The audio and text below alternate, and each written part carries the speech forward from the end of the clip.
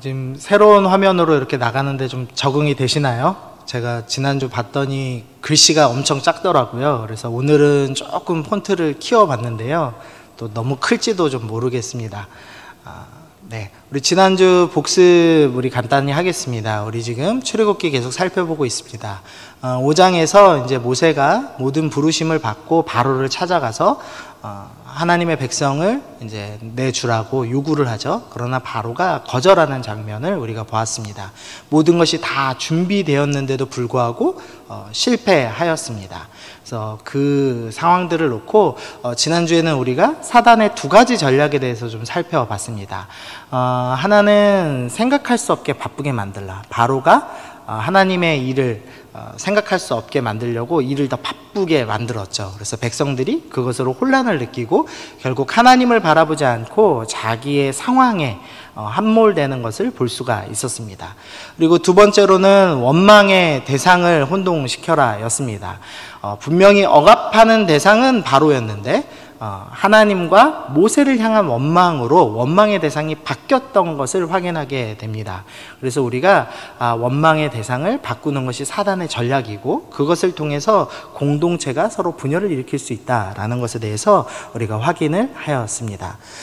이런 상황을 겪으셨던 예수님, 바쁘셨고 또 여러 사람들의 원망이 섞여 있던 시대를 살고 있던 예수님께서는 사단의 전략에 넘어가지 않으셨죠. 오히려 새벽 미명에 나가서 기도의 틈을 내시면서 기도를 통해서 하나님과 교제하시고 하나님을 찾는 것을 우리가 살펴보았습니다. 그래서 우리 지난주의 적용은 예수님처럼 기도의 틈을 내자. 이 코로나 시간 동안에 오히려 기도의 틈을 내고 우리가 하나님께 나아가자라고 우리가 말씀을 살펴보았습니다. 우리 계속해서 지금 실패한 상황에 대해서 이제 6장에 대해서 쭉 또 언급되고 있습니다. 그래서 실패했을 때 어떻게 해야 하는가에 대해서 우리가 좀 계속 살펴보겠습니다. 여러분은 실패해 보신 적이 있으신가요?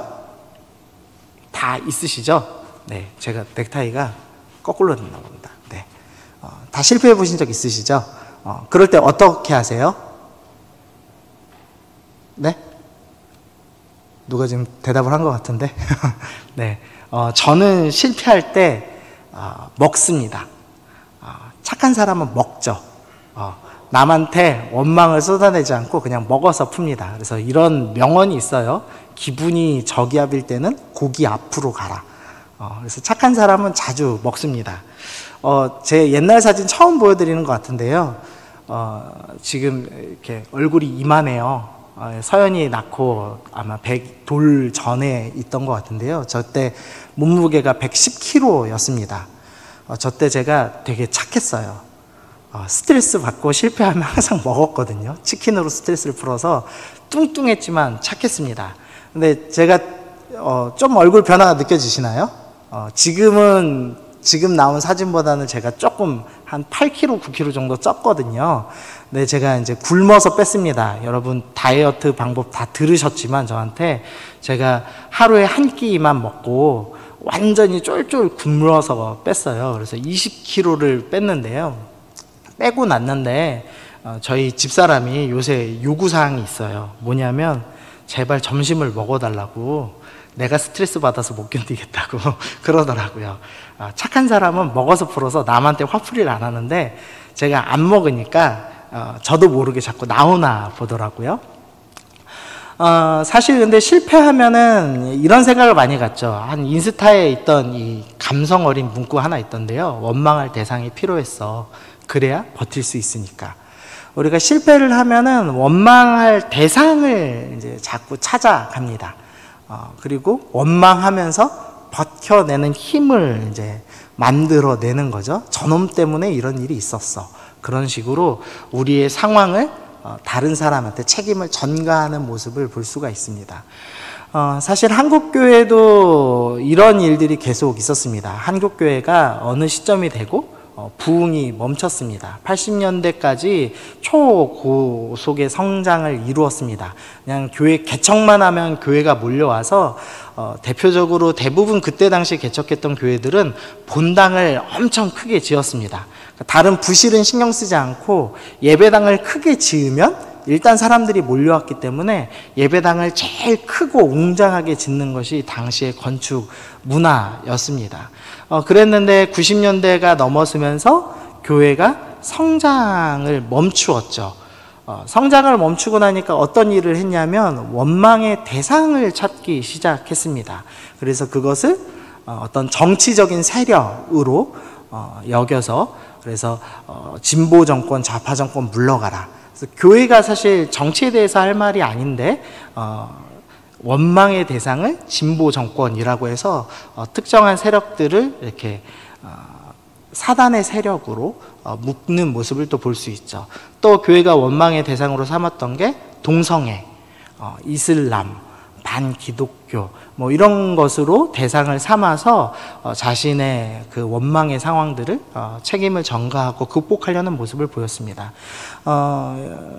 재미있는 거는요, 사실 90년대 초반의 원망의 대상 중에 하나는 당시에는 이슬람이 원망의 대상이 되지 않았습니다. 그때 당시는 그렇게 우리가 이슬람과 가까이 있지 않았거든요. 그래서 원망의 대상이 뭐였냐면 CCM, 드럼이었습니다. 드럼은 사단의 악기이고 드럼을 치면은 그 리듬이 마음을 이렇게 흥분시키고 그 흥분시킨 것이 신앙생활을 망가뜨린다. 그래서 드럼은 악마의 악기이기 때문에 절대 넣으면 안 된다. 그래서 원망의 대상을 드럼으로 찬양으로 열린 예배로 돌리던 모습이 있었습니다. 이렇게 늘 원망의 대상을 찾고 있죠. 지금 오늘 본문에서 실패하였습니다. 근데 하나님께서 이 실패한 사람들에게 해답을 주고 계십니다. 그래서 우리가 원망의 대상을 찾는 것이 아니라, 그리고 먹어서 스트레스를 푸는 것이 아니라 어떻게 해야 되는가, 그것에 대해서 오늘 말씀을 통해서 좀 확인하려고 합니다. 하나님께서 6절부터 8절에 답을 주고 계십니다. 우리 6절부터 8절까지 우리 천천히 좀 읽어보도록 하겠습니다. 시작. 그러므로 이스라엘 자손에게 말하기를 나는 여호와라. 내가 애굽 사람의 무거운 짐 밑에서 너희를 빼내며 그들의 노역에서 너희를 건지며 편팔과 여러 큰 심판들로 너희를 속량하여 너희를 내 백성으로 삼고 나는 너희의 하나님이 되리니 나는 애굽 사람의 무거운 짐 밑에서 너희를 빼낸 너희 하나님 여호와인 줄 너희가 알지라. 내가 아브라함과 이삭과 야곱에게 주기로 맹세한 땅으로 너희를 인도하고 그 땅을 너희에게 주어 기업을 삼게 하리라. 나는 여호와라 하셨다 하라. 지금 6절부터 8절에서 실패했을 때 하나님이 어떻게 해야 되는가에 대해서 설명을 하고 계십니다. 먼저 6절 말씀 보시면 내가 너희를 속량하겠다라고 말씀하시죠. 내가 너희를 구속하겠다, 구원하겠다라고 말씀을 하십니다. 우리가 먼저 이런 실패와 어려움이 있을 때 무엇을 생각해야 되는가? 하나님께서 우리를 구원하시는 분이시구나, 하나님께서 날 구원해 주신 분이시구나를 먼저 기억해야 합니다. 두 번째로 7절에서는 너희를 내 백성으로 삼고 나는 너희의 하나님이 되리라 라고 말씀하십니다. 우리 계속 여러 목사님을 통해서 지금 반복해서 설명되고 있지만 이게 언약의 핵심이었죠. 너희는 내 백성이 되고 나는 너희의 하나님이 되리라. 하나님께서 처음부터 끝까지 계속 하시는 약속이었습니다. 하나님께서는 내가 너를 선택했다, 내가 너를 내 백성으로 삼았다, 내가 너의 하나님이 되겠다라고 약속하시면서 내가 너를 선택하였다라고 말씀해 주십니다. 세 번째로 8절에서는 그 땅을 너희에게 주어 기업을 삼게 하리라 라고 얘기하면서 내가 너희에게 가나안 땅을 주었다, 그래서 가나안 땅에 너희가 정착하게 될 것이다 라는 것을 말씀해 주고 계십니다. 그래서 이 구원과 선택받음과 정착, 이 세 가지를 한마디로 얘기한다면 언약이라고 할 수 있겠죠. 하나님께서 실패한 백성들에게 무엇을 얘기하시느냐? 언약을 재확인시켜 주십니다. 실패한 백성들이 꼭 해야 될 일이 무엇이냐? 언약을 다시 확인해야 합니다. 우리가 하나님 앞에 하나님이 나를 구원하셨죠, 하나님이 나를 선택하셨죠, 하나님이 이 땅에서의 험한 세월, 어려운 세월, 고난의 시간을 겪지만 결국엔 하나님께서 나를 붙잡으셔서 하나님의 나라로 나를 데리고 가시는 분이시죠. 내가 천국에 나의 기업과 소망이 있죠 라는 것을 기억하게 하는 것, 언약을 재확인하는 것이 하나님께서 우리에게 주시는 해답입니다. 그래서 이 시간 동안에 여러분이 지금 실패의 삶을 살고 계시다면, 또한 이 코로나라는 재앙을 겪으면서 어찌할 바 모르겠다면 하나님의 대답에 순종하셨으면 좋겠습니다. 하나님은 언약을 다시 재확인하라고 말씀하십니다. 내가 어떻게 구원받았는지를 다시 기억하시면 좋겠습니다. 구원의 말씀을 다시 떠올리셨으면 좋겠습니다.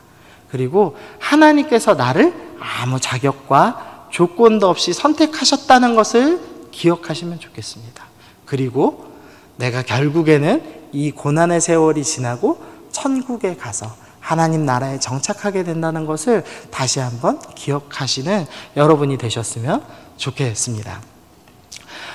그런데 오늘 백성들이 우리 생각과는 전혀 다른 반응을 하고 있습니다. 우리 9절 말씀 우리 함께 읽어보겠습니다. 시작. 모세가 이와 같이 이스라엘 자손에게 전하나 그들이 마음의 상함과 가혹한 노역으로 말미암아 모세의 말을 듣지 아니하였더라.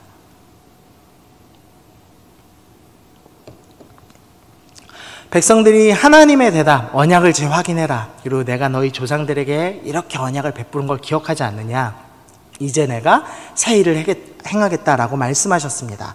그런데 백성들이 마음의 상함으로 인해서 가혹한 노력으로 말미암아 듣지 아니하였습니다. 우리가 하나님께서 다시 위로 주심에도 불구하고 마음의 상함으로 듣지 않는 모습들이 우리 안에 있습니다. 먼저는 이 생각을 해봤어요. 왜 위로가 안 됐을까? 언약 재확인이 왜 위로가 안 됐을까? 내가 원하는 언약이 아니었기 때문입니다. 백성들이 원하는 언약은 하나님이 주시는 약속이 아니었죠. 좀 더 쾌락을 즐기고 평안의 언약을, 남보다 좀 더 누리는 것을, 나만 잘 살면 된다는 이기적인 언약을 원했습니다. 그랬는데 하나님께서 지금 당장에 그것을 이루어주지 않으신 겁니다. 그것 때문에 백성은 마음이 상했습니다. 하나님께서 언약을 다시 말씀하실 때 당장이라도 이루어질 걸 기대해서 경배하였지만, 당장에 내 시간표대로 이루어지지 않자, 내가 생각한 언약이 아니자, 내가 원하던 쾌락과 평안이 아니게 되자 그들이 거절하고 거부하는 모습을 살펴볼 수가 있습니다. 백성이 하나님의 말씀을 거부했습니다. 그래서 모세의 말을 듣지 않았습니다. 하나님의 선지자의 말을 듣지 않았습니다. 그러면 우리가 생각할 때는 하나님이 어떻게 해야 되는가? 이제 백성에 대해서 질책하고 정죄하는 것이 맞겠죠. 그러나 하나님께서 오늘 6절에서 8절의 말씀을 반복하시는 겁니다. 이 6절에서 8절 말씀에서 영어 성경으로 보면은요, 지금 빨간색으로 뭐라고 표시되어 있죠? I will. 내가 할 것이다 라는 말씀을 반복합니다. 우리 성경에는 주어가 정확히 나와 있지 않지만 영어 성경으로 보시면 I will, I will, I will 하면서 7번이나 내가 할 것이다 라는 말을 반복하고 있습니다. 하나님께서는 백성이 마음이 상하여서 하나님을 거부함에도 불구하고 백성의 반응과 상관없이 하나님의 구원을 이루시겠다라고 약속하시고 언약을 재확인하십니다. 내가 아브라함과 이삭과 야곱에게 언약했던 것을 이루겠다라고 약속을 하십니다. 감사한 것은 여러분이 실패하여서 지금 원망에 사로잡혀 있고 하나님 바라보지 않고 있고 말씀을 보고 있지 않더라도 하나님께서는 그럼에도 불구하고 내가 할 것이다 라고 말씀하시고 변함없이 여러분을 향한 구원을, 여러분을 주님의 나라로 옮겨가는 일들을 여전히 이루고 계시는 하나님이십니다. 여러분이 낙심하고 원망하여 하나님을 거부하고 때로는 떠난 것처럼 보일지라도 어쩔 수 없이 다만 의무감에 지금 이 예배의 자리에 앉아 있을지라도 하나님께서는 나의 연약함, 나의 원망과 상관없이 구원의 일을 이루시는 하나님이시다라고 오늘 본문에서는 우리에게 말씀하십니다. 여러분이 인생에서 끝까지 실패할지라도, 끝까지 하나님의 부르심을 따라가지 못할지라도 나는 내 백성을 포기하지 않고 건질 거야 라고 말씀하십니다. 실제로 백성들은 계속 원망합니다. 출애굽 내내 원망하였고 홍해를 건넌 이후에도 계속 원망하죠. 그런 하나님께서 포기하지 않으시고 하나님께서는 가나안 땅으로 정착하게 하시고 또 가나안 땅 정착 이후에도 포기하지 아니하시고 구원을 이뤄가시는 하나님의 놀라운 사랑과 은혜를 말씀을 통해서 확인하게 됩니다. 이 말씀에서 재미있는 현상은요, 이후에 이제 10가지 재앙이 시작되죠. 엄청난 규모의 재앙이었습니다. 우리 첫 번째 재앙부터 규모가 대단했습니다. 나일강을 피로 바꿨습니다. 그래서 나일강에 있는 모든 고기가 죽었습니다. 나일강은 이 농사할 때 꼭 필요한 농업 용수를 대었던 것이기 때문에 아마 피로 변하면서 그 해의 농사가 아마 망쳤을 겁니다. 경제가 완전히 파탄나기 시작했을 겁니다. 그러니까 첫 재앙부터 강한 펀치로 하나님께서 애굽을 치셨습니다. 그리고 그 다음에 개구리가 올라오고 또 이가 생기는 재앙으로 큰 재앙들이 반복해서 일어납니다. 그런데 여기서 사람들이 놓치기 쉬운 것 중에 하나는 뭐냐면 이스라엘 백성이 이 재앙을 함께 겪는다는 것입니다. 우리 생각에는 한 번쯤은 실패해서 가르치실 수도 있지. 그래, 모세와 아론이 바로에게 찾아가서 한 번쯤 거절당함으로써 바로의 강팍함을 드러내시고 이제부터 너 반항했지? 이제 네가 내 펀치 한번 맞아봐라 그러면서 애굽을 신나게 공격하시고 그 다음에 이스라엘은 온전히 보호를 받고 그럼으로써 이스라엘이 하나님을 알고 우리가 이렇게 보통은 이해합니다. 그런데 첫 번째부터 세 번째 재앙은 같이 겪는 재앙이었습니다. 이제 네 번째가 돼서야 이 파리 재앙에서 구별하여서 그곳에 파리가 없게 하리라. 네 번째 재앙에서부터 구별됨이 시작됩니다. 그러니까 이스라엘 백성들은 반복해서 모세가 찾아가고 실패하고 여전히 노역을 하고 모세가 찾아가서 실패하고 여전히 노역하는 일들을 반복하였습니다. 계속 실패하고 계속 고난을 겪고 심지어 세상 사람만 겪어야 될 것 같은 재앙을 같이 겪는 일을 겪어왔습니다. 계시록 6장 10절에서 이런 말씀이 있습니다. 큰 소리로 불러 이르되 거룩하고 참되신 대주제여 땅에 거하는 자들을 심판하여 우리 피를 갚아주지 아니하시기를 어느 때까지 하시려 하나이까 하니.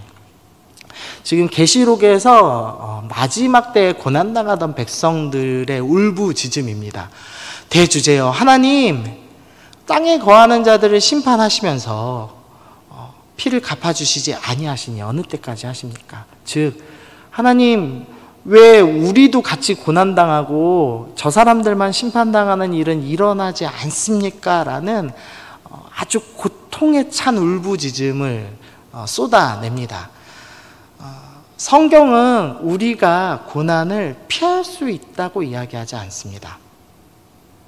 다시 한번요. 성경은 우리가 이 땅에서 같이 재앙을 겪는 일정의 시간이 있다고 설명을 합니다. 예수 믿는 사람은 코로나를 걸리지 않는다. 많은 목사님들이 초기에 외쳤죠. 그러나 우리가 지금 어떤 현상을 보고 있죠? 코로나에 오히려 주범이 교회가 된 것을 보고 있습니다. 예수님을 믿는다고 해서 병균이 피해가지 않는 것을 볼 수 있습니다.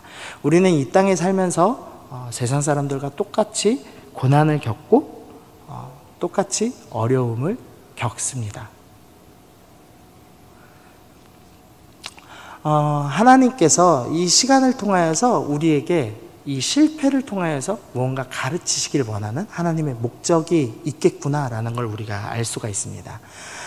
5장 2절 말씀 보니까요. 바로가 이르되 여호와가 누구이기에 내가 그의 목소리를 듣고 이스라엘을 보내리이까 나는 여호와를 알지 못하니 라고 대답하였습니다. 바로가 자신이 다스렸던 피지배 민족인 이스라엘의 신을 몰랐을까? 지식적으로 알고 있었을 겁니다. 그런데 바로가 비꼬는 거죠. 나는 하나님 몰라. 너네 신은 몰라. 라고 비꼬는 겁니다. 근데 이 출애굽기에서 계속 반복되는 주제가 있다면 하나님을 알다라는 주제입니다. 바로는 하나님을 모른다고 대답했습니다. 그러자 하나님께서 이 재앙에 대해서 얘기하면서 내가 내 손을 애굽 위에 펴서 이스라엘 자손을 그 땅에서 인도하여 낼 때에야 애굽 사람이 나를 여호와인 줄 알리라. 하나님께서 왜 이 10가지 재앙을 준비하셨는가? 애굽 사람들이 여호와인 줄 알게 하기 위해서 나는 이 일을 행한다라고 말씀합니다. 또 6장 말씀, 오늘 말씀에서 너희 하나님 여호와인 줄 너희가 알리라. 그러니까 하나님께서 이 10가지 재앙, 실패를 계속 허락하시고 어려움을 허락하신 이유들이 무엇인가? 하나님을 알게 하시려고 이 일을 행하셨다는 겁니다.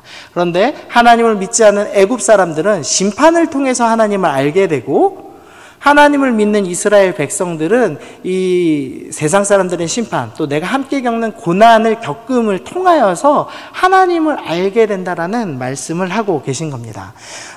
3절 말씀 우리 보면요, 내가 아브라함과 이삭과 야곱에게 전능한 하나님으로 나타났으나 나의 이름을 여호와로는 그들에게 알리지 않았다라고 표현합니다. 이 말씀을 놓고 이 학자들이 많은 논쟁이 있습니다. 우리 앞에서 봤던 그 피난편입니다라는 말씀과 더불어서 이 말씀이 아주 난제이고 학자들이 여러 주석을 남긴 말씀입니다. 왜냐하면 아브라함과 이삭과 야곱이 여호와를 알지 못했다, 여호와라는 이름을 몰랐다라고 설명하기 때문입니다. 그런데 성경에서는 처음에 하와부터 계속해서 여호와라는 그 하나님의 이름을 계속 언급하고 있습니다. 그러니까 어떤 이제 자유주의 신학자들은 어떻게 표현하냐면, 야, 거봐라, 성경은 틀렸어, 짜집기 됐어. 분명히 앞에서 하와나 아브라함이나 여러 사람들은 여호와라는 하나님의 이름을 부르고 있는데 출애굽기 오니까 하나님의 이름 모른다고 하지 않냐. 그러니까 성경은 틀린 거다, 짜집기 된 거다, 이렇게 설명하기도 합니다. 그러나 이 말씀이 의미하는 건 그겁니다. 하나님을 알지 못했다, 경험하여서 알지는 못했다라는 의미입니다. 아브라함과 이삭과 야곱이 하나님을 알았습니다. 그리고 여호와라는 이름, 이 지식으로 여호와라는 그 이름은 알았지만 경험하여서 이 이름을 알지 못했다는 겁니다. 이 여호와라는 이름은 무슨 의미가 있냐면 언약과 관련된 이름입니다. 하나님께서 언약, 즉 구원하시고 선택하시고 정착하게 하시는 그 언약을 이루시는 하나님이란 의미로 사용될 때 여호와라는 이름으로 하나님 스스로를 표현하십니다. 근데 지금 이 백성들은 실패와 재앙을 통해서 언약을 직접 이루시는 하나님으로 나타나는 겁니다. 그래서 이스라엘 백성들은 언약을 이루시는 하나님을 경험하여 알게 되는 시점이 이르렀다라고 표현을 하는 겁니다. 그래서 애굽 사람들은 심판을 통해서 하나님을 압니다. 그러나 하나님의 백성은 구원을 통해서, 언약을 통해서 하나님을 경험하여 알게 된다라고 오늘 성경에서 이야기하고 있습니다. 그래서 실패와 경험은 세상 사람들에게는 심판의 시간입니다. 그러나 우리에게는, 믿는 자들에게는 하나님을 아는 은혜를 누리는 시간이 된다라고 설명을 하는 겁니다. 그러면서 하나님께서 이 실패와 어려움이 있을 때 어떻게 해야 된다? 언약을 재확인해야 된다라고 말씀하시는 겁니다. 너희가 일정 기간 동안에 같은 재앙과 경험, 고통, 실패를 겪을 것이다. 그렇지만 네가 나의 약속을 다시 기억하여라 라고 말씀을 합니다. 그래서 실패와 재앙을 통해서 하나님을 알아야 합니다. 우리는 두 가지 선택을 할 수 있습니다. 불안과 원망을 호소할 수 있고요, 언약을 재확인할 수도 있습니다.